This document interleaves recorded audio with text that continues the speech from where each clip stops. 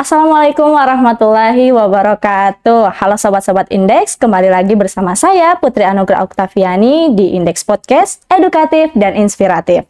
Hari ini Sobat Indeks adalah episode yang tidak kalah spesial dari episode-episode podcast sebelumnya, yaitu kita akan membahas tentang momentum Hari Kartini yang akan kita sisipkan, kita jelaskan. Momentum Hari Kartini itu ternyata sangat dekat dengan kita di Tanah Luwu ini. Nah, untuk membahas hal itu lebih dalam, lebih jauh, kita telah kedatangan narasumber yang memang aktivis perempuan. Siapa sih yang tidak kenal Kak Sarma Hadeang? Assalamualaikum Kak. Assalamualaikum warahmatullahi wabarakatuh. Apa kabar Kak hari ini? Alhamdulillah, kabar baik, sehat walafiat. Kegiatannya apa Kak yang hari ini? Ini kan Masih akhir pekan, iya, betul. Tetapi semangat itu nggak boleh berakhir. Jadi selalu benar. berusaha melakukan hal-hal yang bersifat positif. Salah satunya peduli dengan masyarakat sekitar kita. Kak Sarma masih ini Kak, apa namanya?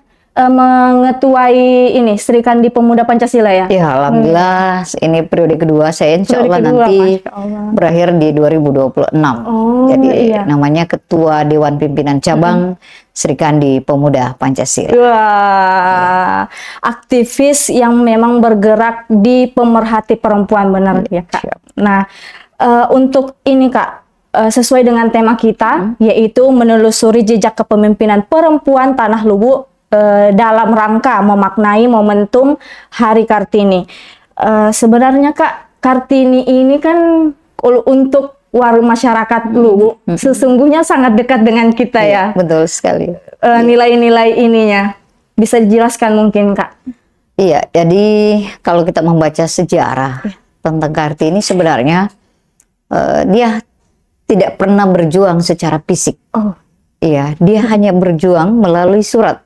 Ya, melalui surat ke kedutaan ke pemerintah Belanda bahwa perempuan itu jangan dikekang. Dia juga harus keluar sama dengan kaum laki-laki untuk mengenyam pendidikan. Nah, disitulah sehingga muncul yang namanya emansipasi kaum perempuan. Artinya perempuan dan laki-laki itu diberikan ruang yang sejajar. Yang membedakan itu hanyalah kodratnya.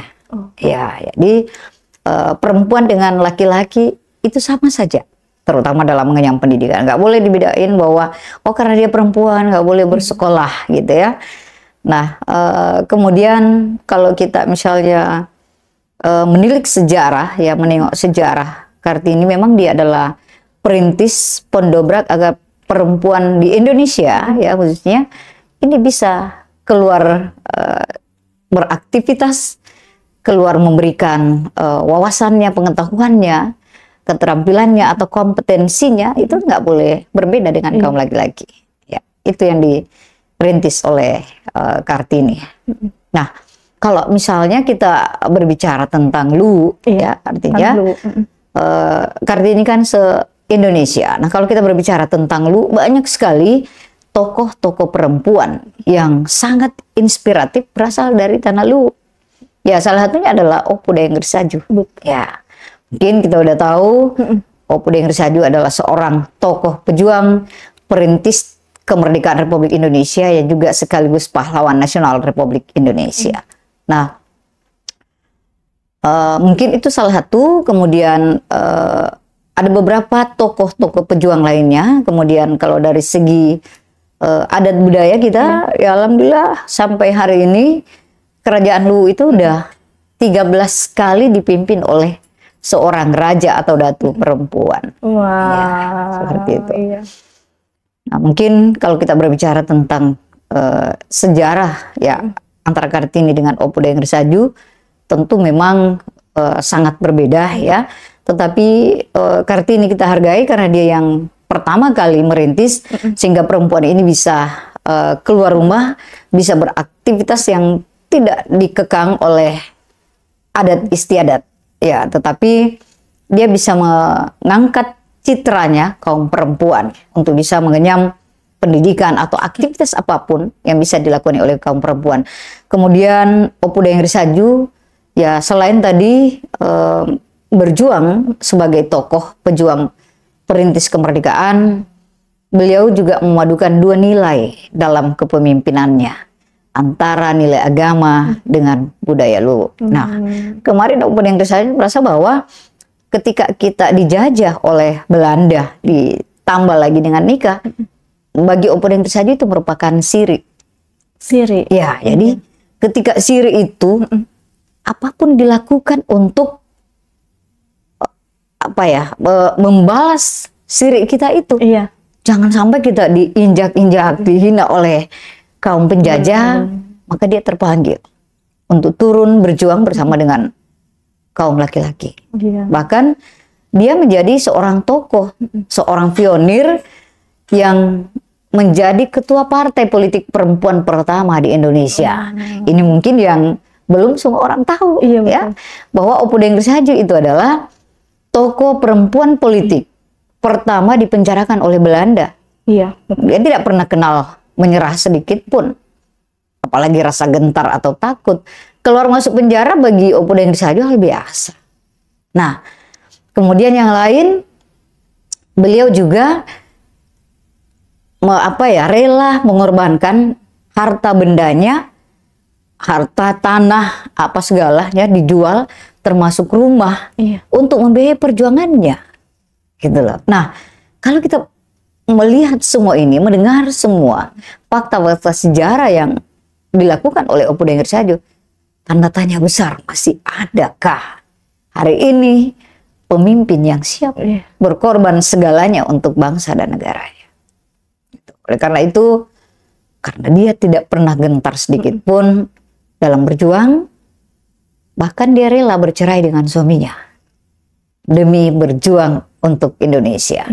Sampai Belanda mengatakan bahwa Opu Dayang Risaju ini adalah macan betina dari timur. Wah, bener banget.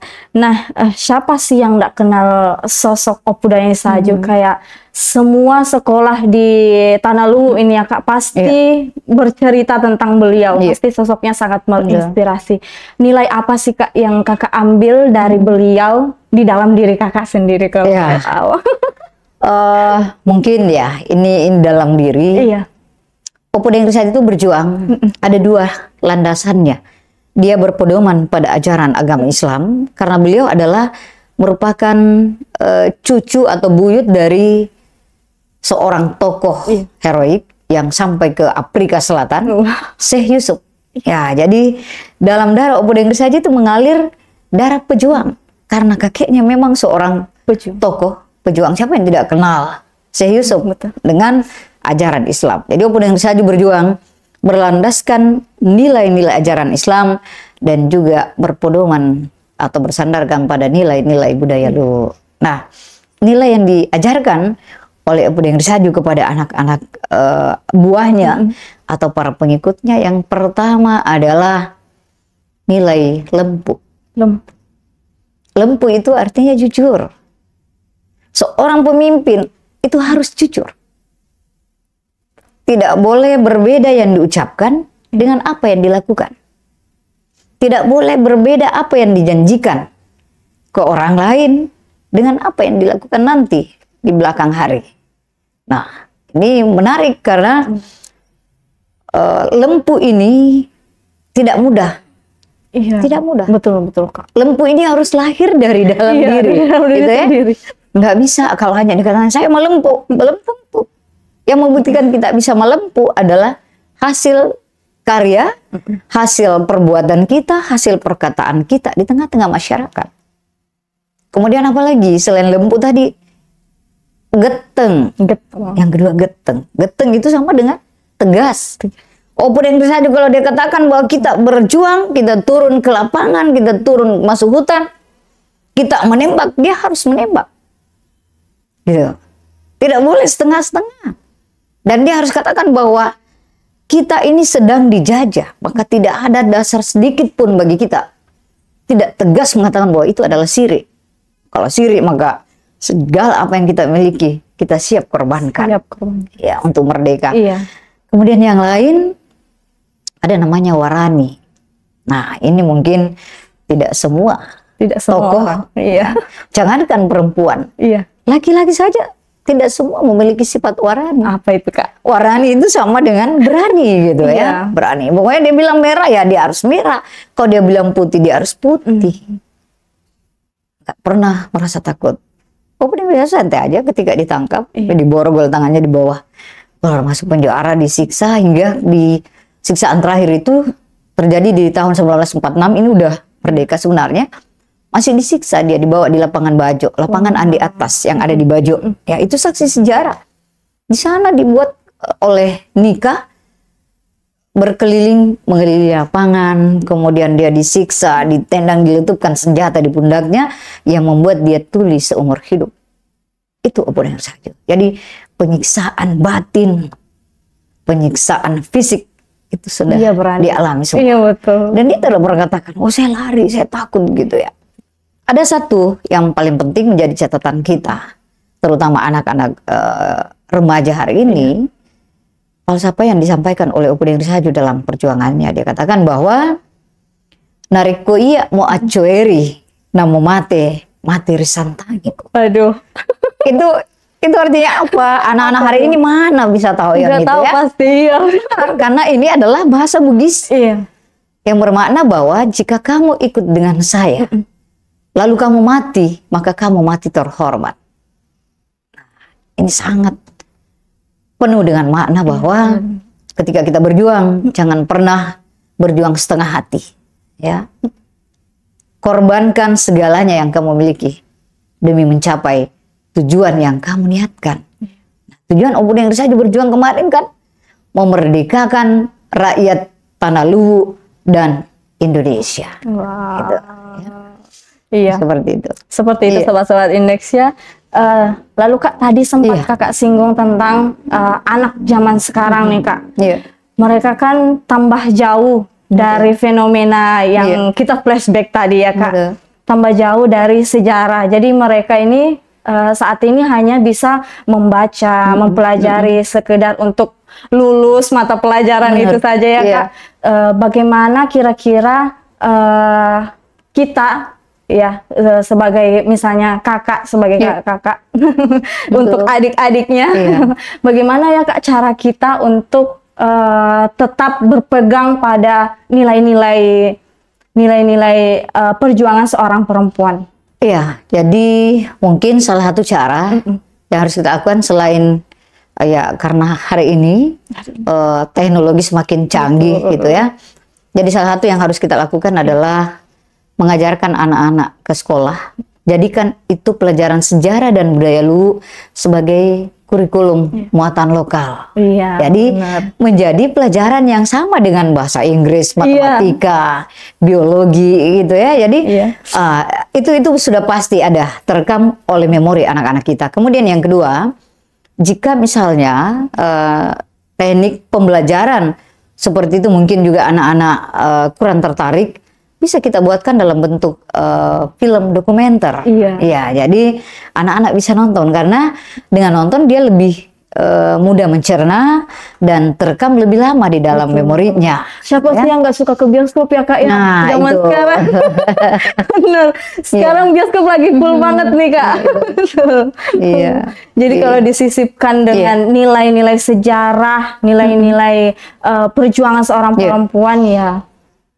Itu pasti, menurut saya itu cara yang bisa dilakukan oleh pemerintah bekerja sama dengan kita ini sebagai pemerhati sejarah dan budaya. Karena ketika kita berjalan sendiri ya pastilah sulit untuk mewujudkan semua itu apalagi dalam waktu yang dekat. Jadi memang harus semua pihak turun tangan, mengambil bagian, mengambil peran. Karena kalau tidak mungkin kita masyarakat Luwu ini tinggal hanya sejarah. Tinggal sejarah. Tapi kita peradaban kita semakin hari semakin terkikis oleh budaya-budaya asing. Nggak bisa kita elakkan lagi, udah masuk di setiap lini kehidupan kita. Betul sekali, Kak. tadi Kak di belakang kamera nih kita sempat briefing briefing tentang ternyata Kakak sangat dekat dengan Datuk Luwu ke-39. Iya. Kalau boleh tahu Kak nih, apa sih keunggulan seorang pemimpin perempuan? Iya. Luar biasa.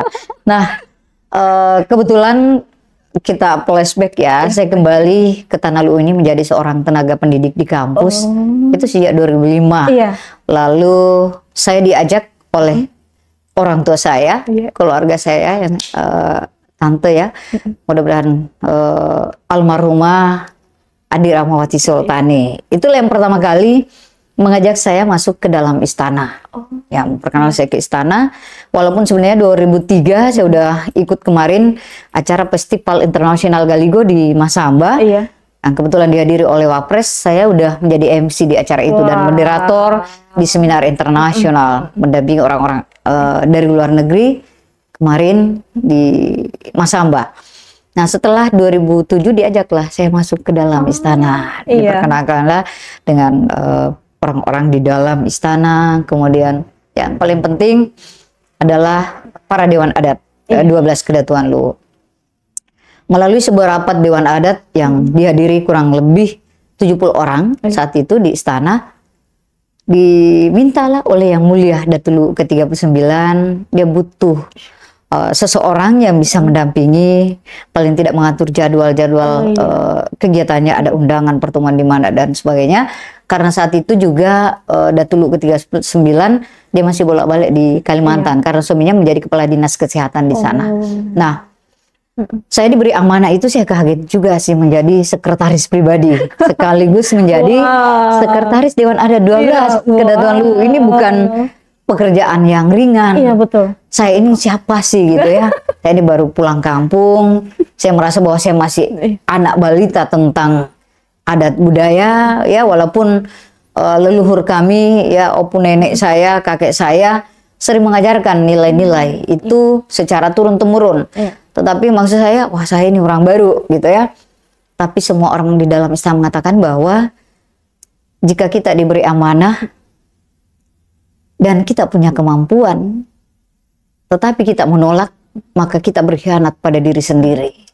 Maka nilai itulah yang menantang saya untuk bismillah menerima amanah itu. Nah, saya melihat beliau, alhamdulillah, ketika saya mendampingi, beliau adalah Datuk ke-39, namanya Andi Luwu Opudaina Patiware Tamatin Roe Ri Alep Birna. Nah, itu gelar Anumerta ketika dia wafat. Di sanalah saya banyak belajar bahwa ternyata seorang bangsawan, seorang cucu pahlawan nasional, karena dia adalah cucu dari Andi Jema, yang juga tokoh pejuang dan perintis kemerdekaan. Dia juga menjadi tokoh sentral di peristiwa 23 Januari. Itu Andi Jema, ya, raja kita, Datuk Luwu ke-35. Saya banyak melihat bahwa seorang perempuan ketika kita lihat lembut, ya, penuh kasih sayang, penuh kehangatan, tetapi tidak hilang ketegasan. Nah, itu sosok beliau. Itu seperti itu gambaran. Dan ternyata saya banyak belajar, ada beberapa tokoh perempuan yang dari Luwu, ternyata memang saya berkesimpulan bahwa ketika ingin menjadi seorang pemimpin di tanah Luwu ini, ketegasan itu nggak boleh hilang. Karena disitulah letak prinsip, komitmen diri kita menjadi seorang pemimpin. Ketegasan. Kalau salah, sampaikan bahwa itu salah. Kalau itu keliru, sampaikan itu keliru. Kalau itu benar, sampaikan itu benar. Nah, ini mungkin gak apa-apa kita singgung sedikit ini menjelang PSU Kota Palopo. Boleh, boleh. Empat pasang kandidat semua ada perempuan, betul, ya kan? Nah, saya cuma berpesan, ya, siapapun yang akan kita pilih nantinya, jangan kita hanya asal memilih. Termasuk kita semua harus kita melihat, apalagi kita orang-orang berpendidikan. Kita lihat kompetensinya dulu. Adakah nilai yang tadi yang saya sampaikan dalam diri yang bersangkutan? Karena kenapa? Kalau kita tidak punya komitmen diri, kita tidak melempu, tidak geteng, ya, kemudian tidak warani, tidak adil, ya, bagaimana kita bisa jadi pemimpin? Ini yang menjadi pilar utama jiwa kepemimpinan Wijatolo, itu nggak boleh hilang. Siapapun dari 4 kandidat ini, nomor 1 sampai nomor 4 semua ada perempuannya. Iya. Nah, tinggal kita melihat kira-kira di 4 ini yang mana ada sosok perempuan yang paling tidak, kalau tidak sempurna dari 5 poin tadi, paling mendekati begitu. Ya. 1 ya tadi tentu melempu, jujur. Kemudian kedua adalah geteng, tegas. Harus kemudian ketiga ya. ada tongeng. Ada tongeng ini berkata jujur. Iya. Ya, apa adanya. Dia nggak boleh menambah atau mengurangi informasi ketika diberi amanah. Kemudian warani. Harus berani. Nggak boleh kita menjadi pemimpin kalau kita saya takut gitu ya. Nanti salah, nggak boleh. Seorang pemimpin itu udah harus berani mengambil resiko. Harus berani mengambil keputusan. Keputusan yang diambil adalah memang yang tepat untuk kepentingan masyarakat. Kemudian tak kalah penting, harus bersikap adil. Ketika terpilih nanti, jangan hanya menengok yang mendukungnya, tetapi semua masyarakat Palopo harus diberlakukan secara adil. Ya. Itu mungkin ketika kita flashback tentang Kartini, kepemimpinan Abu Deng Risaju, dan kepemimpinan perempuan hari ini. Wah, benar sekali Sobat-Sobat Indeks. Perbincangan kita kali ini penuh insightful, Kak. Masya Allah. Selanjutnya nih, Kak. Untuk anak muda, khususnya perempuan zaman sekarang, apa yang bisa kita lakukan untuk diri kita agar dapat mengambil peran di masyarakat, pemimpin, misalnya di perusahaan, Kak, seperti apa? Kalau saya melihat bahwa hari ini anak-anak tentu yang pertama adalah mau jadi pemimpin nggak boleh kalau tidak punya ilmu pengetahuan. Itu dulu. Dengan ilmu pengetahuan, kita bisa padukan dengan ilmu agama dan budaya. Jadi ilmu pengetahuan ini, dia seperti kerucut gitu loh ya. Agama, kemudian ilmu pengetahuan, budaya disatu padukan. Itu bisa menjadi modal utama. Kemudian yang kedua adalah anak-anak kita ini memang harus kita bekali dari usia dini. Bekalnya gimana? Memang dari rumah ya. Orang tua nggak boleh lepas peran. Mengingatkan anak-anaknya, mengajarkan anaknya nilai-nilai kepemimpinan itu. Kemudian disempurnakan ketika udah masuk di sekolah atau perguruan tinggi. Dan yang tak kalah penting, saya berharap anak-anak kita ke depan, generasi kita, jangan alergi ikut berorganisasi. Betul, Kak. Karena Bener dengan banget sekarang ya. karena dengan berorganisasi, itu kita bisa tampil di depan umum. Betul. Bisa karakter. Karakter kemandirian, keberanian. Kemudian ya tentu adalah public speakingnya. Betul. Dia bisa harus tampil. Nah, bagaimana bisa menjadi seorang pemimpin ketika tidak mampu berbicara di depan publik? Itu masalahnya. Nah, anak-anak kita hari ini harus dibekali dengan itu. Ikut-ikut pelatihan, ikut training, ya, ada kegiatan OSIS Pramuka, itu bisa aktif di situ. Ada kegiatan-kegiatan seni. Jadi manfaatkan waktu dengan sebaik mungkin, berbagai kegiatan-kegiatan positif. Wah, itu dia ya Sobat-Sobat Indeks. Wah, sangat insightful sekali pembahasan kita pada sore hari ini. Mungkin ada closing statement, Kak, terakhir? Oke.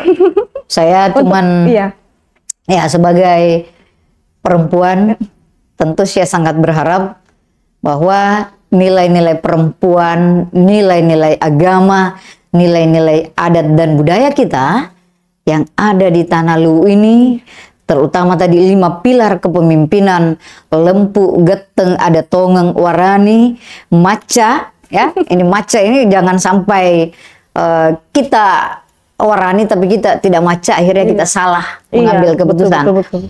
Ini harus menjadi modal utama kita untuk menjadi pemimpin. Kemudian tak kalah penting adalah todok puli temalara. Ya, sekali berjuang jangan pernah menyerah sebelum mencapai apa yang kita cita-citakan. Wah, itu dia sobat-sobat Indeks. Kita ucapkan banyak terima kasih Kak Ya, atas kasih waktunya. Banyak sekali ilmu yang bisa kita Mudah-mudahan ambil ada manfaatnya. iya. Pada sore hari ini. Mungkin segitu saja episode podcast kita pada sore hari ini. Jangan lupa saksikan episode lainnya di YouTube channel Redaksi Indeks Media. Saya Putri Anugrah Oktaviani. Mohon undur diri. Assalamualaikum warahmatullahi wabarakatuh.